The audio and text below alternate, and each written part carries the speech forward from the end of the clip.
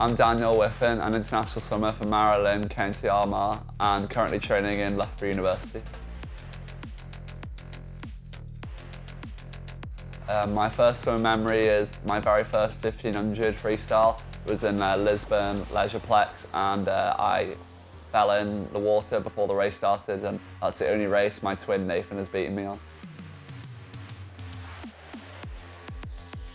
So I started swimming lessons quite young. My mum was a swimmer and she really pushed us into swimming, and I'd say around 12 years old was when I started properly swimming, but swimming lessons ever since I was 3 months old I was in the water. My first Olympic memory was probably watching the highlights back from the 2012 London Olympics when the 1500 world record was set. It's a great race, I've probably watched it about 20 times. My training partner, Felix Olbeck, was probably the biggest influence I've had in my swimming career. Ever since I started in Loughborough 4 years ago, we've been pushing each other ever since then, and he's probably the main reason why I'm quite good at the moment. I've got a number of sporting role models, but I'd say I would obviously put Felix up there. Felix Olbeck. Mac Horton was a big one for me, and I got to race him for the first time at the 2022 Commonwealth Games.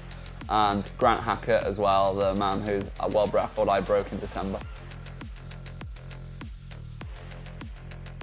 My biggest achievement, I would say, would probably be my world record short course. I think I've always wanted to have a world record, and it's great to have one. And I mean, close second is becoming a world champion for the first time.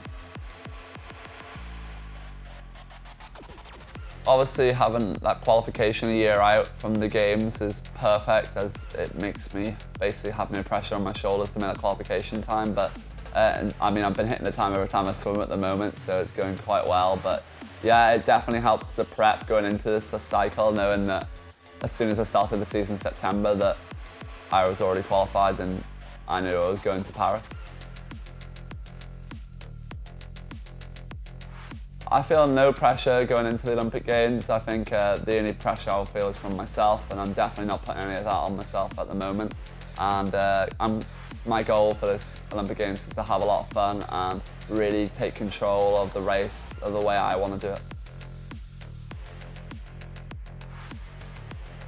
When I stand on the block, to be honest, I've got a blank mind. I'm not thinking about anything. I'm just getting ready to get in the water and swim fast.